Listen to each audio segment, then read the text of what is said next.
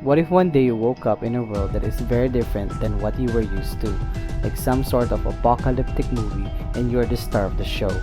Just a few months back and everybody's minding their own business. Nobody thought that a looming menace is just over the horizon.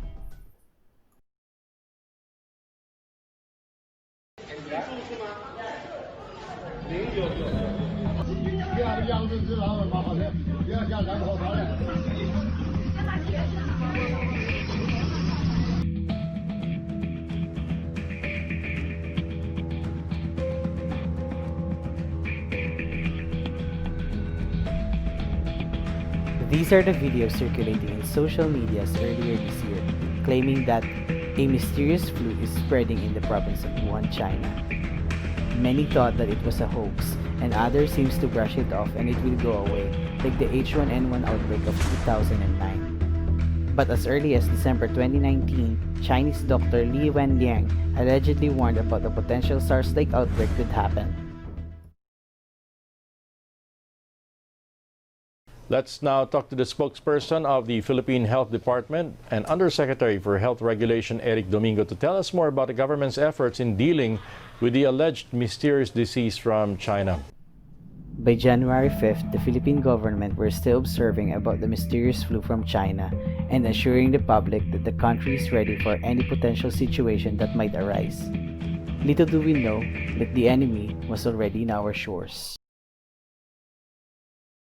The DOH is confirming that a 38-year-old female Chinese patient under investigation, or PUI, is positive for the novel coronavirus 2019 DAS-CoV. As the nation still embattled from the recent Taal explosion, the pandemic finally took a foothold in the country, and sure enough, the government immediately decided to take action in containing the virus in order to protect its people. I am now addressing the nation together with the civilian, military, and police sectors, the organizations that would count in our enforcement of the laws to protect the people of the Republic of the Philippines. Pardon my broken Tagalog, pero sa mga kababayan ko, kayo, ako, do not panic. Ang total po ng ating positive patients ay nasa 1,418, 5,223, 9,684, 20,382, 70,764.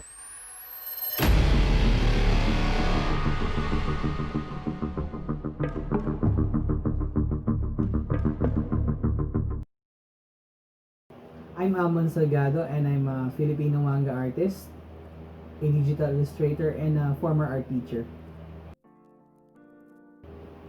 So I'm just making this video just to make sense of what's happening right now, especially on traveling, because we all know that every airlines, every borders are restricted for tourism, and it just doesn't make sense if you make a video out of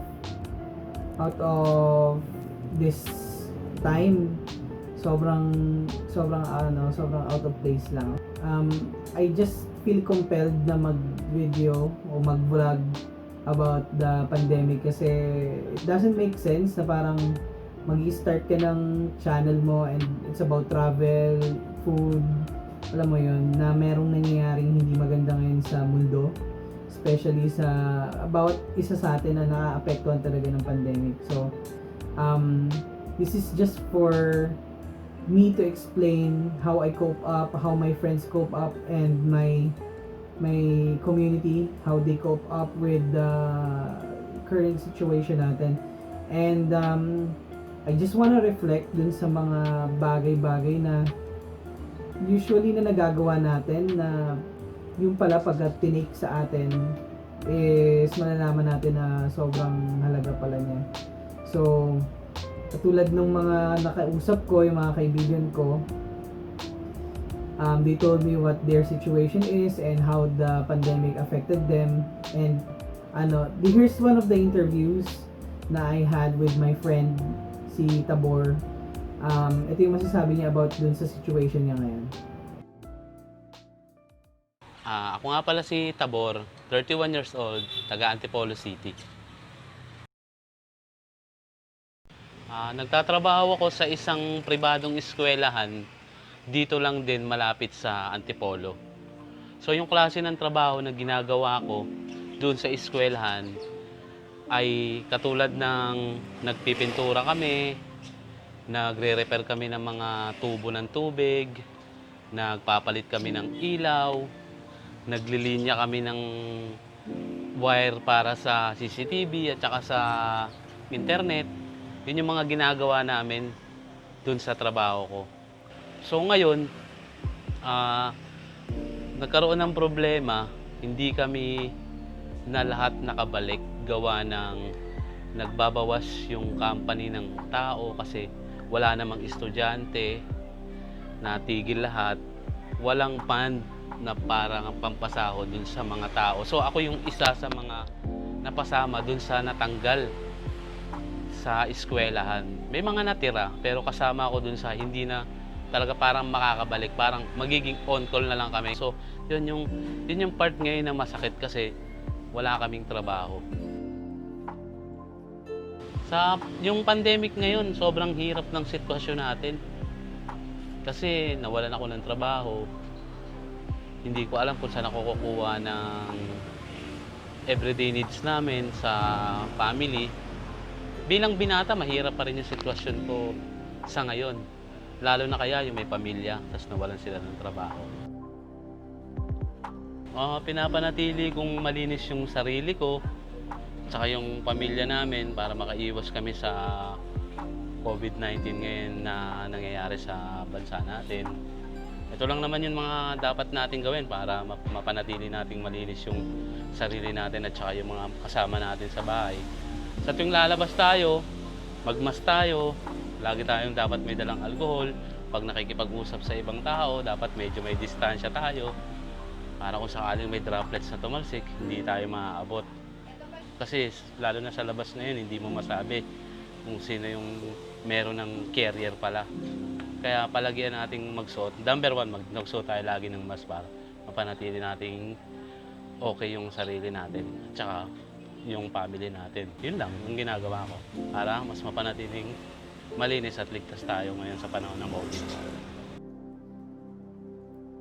Tingin ko sa hinaharap, sana magkaroon na ng vaccine para wala nang sasayang na buhay kasi may napapadali yung buhay ng ibang tao dahil lang sa COVID eh.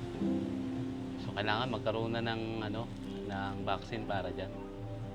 Para hindi na tayo lahat naghihirap, walang pag-aalinlangan pag lumalabas. At least safe tayo. Sana yun ang unahin nila. At saka yung tingin ko rin sa hinaharap na sana maging okay na lahat, maging normal na tayo. Kasi may mga bagay tayo na namimiss na dapat ginagawa natin. Hindi natin siya magawa. Gawa ng umiiwas tayo dahil dun sa nangyayaring pandemic na ngayon.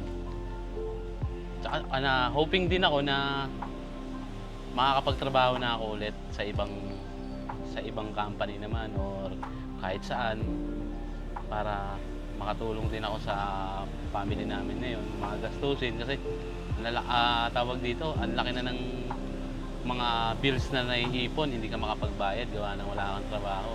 May nakakapag-extra pero hindi naman talaga siya full na makakakuha ka ng malaking pera kasi ang kailangan mo is pantawid ng araw-araw na pangangailangan. Ayun yan, yung tingin ko sa future natin, maging normal na lahat. Tsaka palagi tayong mag-iingat. Yun lang, maraming salamat. And as we continue to move forward, despite the hardships we are facing, it's very encouraging to know that people like Tabor has an optimistic view about his hopes for a brighter, COVID-19 free future. But how about the people who are in the front lines? The people that literally risks their lives only for us to be safe and healthy. Enter Doc Race, one of my art colleagues and a full-time health worker. I had the chance to ask him a few questions regarding his personal experience in the field, and he graced us time to answer a few. Here's his side of the story of the pandemic. My name is Doc Race, and I'm a public health dentist. As I remember, early March, we were still conducting programs in dental health for preschoolers and elementary students. Then we got this call for the implementation of the ECQ, or the Enhanced Community Quarantine, in the province of Pangasinan. I was not that actually concerned because in my thought, I'm a clinician and probably we will be close to a time the government could issue safety protocols to resume office. And I was wrong. The municipality I am employed at is in the border of Pangasinan, Nueva Ecija, and Tarlac. It is the gateway of the north. I was assigned into different borders of the municipality as a health protocol officer because we lacked in manpower. And my job was to check for the general welfare of passing and returning individuals to the different provinces of the region. Oh, wow. When the call arrives, it's hard. Words cannot express the adversity you are facing every day. And every time you step outside of your home, the thought of going back with the disease you could carry to your family is always in the back of your mind. It never leaves there until you know you are safe. And it is physically and mentally exhausting. To be standing in the scorching pavement and to communicate with strangers you don't even know, who suffered tremendously traveling back to their homes only to be denied of entry, it gets to you, even when you sleep. And this one time I interviewed a group of people. They told me they walked from Metro Manila to Pangasinan. It's heartbreaking. Saan po kayo galing? Pasig, sir. Kayo ho? Isa lang. Pasig lahat po kayo. Anong trabaho nyo? Construction. Construction po. May anong pangalan ng kumpanya po ninyo? Ba't hindi ho kayo sinervisan papunta ho rito? Sa Pasig ho, Pasig. Nilakad nyo ng 3 araw. Opo. LCC daw. Sawa niya. Saan kayo natutulog pag gabi? Sa mga bahay-bahay ko. Pero nung pagdating namin ng sa 90 plate, may truck na nagsakay sa amin hanggang papuntang Nibesia. Nag-exit yung truck ng cellphone namin sa Nibesia. Kaya dun sa may papuntang Nibesia, nilakad naman namin. So mula Pasig hanggang Tarlac, nilakad nyo? Oo, sir.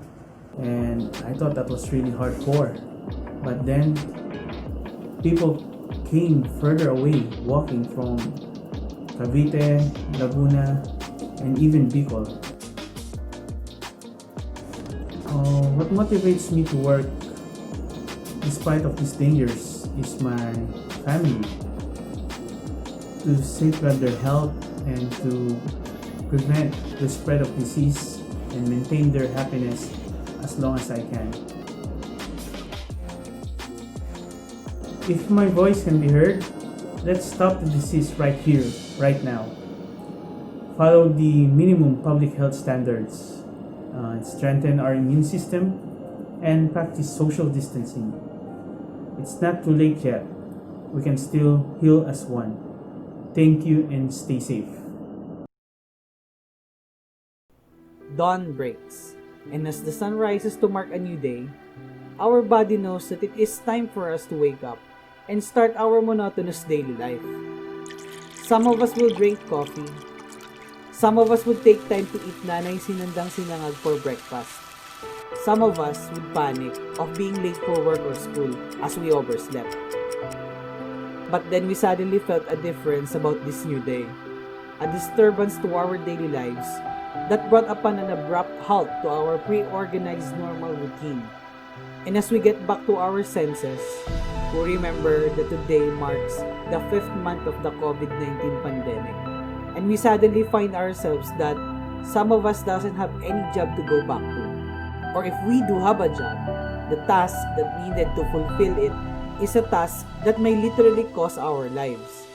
This was my personal story of the pandemic, a personal view of how COVID-19 affected my friends in my community, an era of uncertainty, hope, and unwavering heroism under the so-called new normal.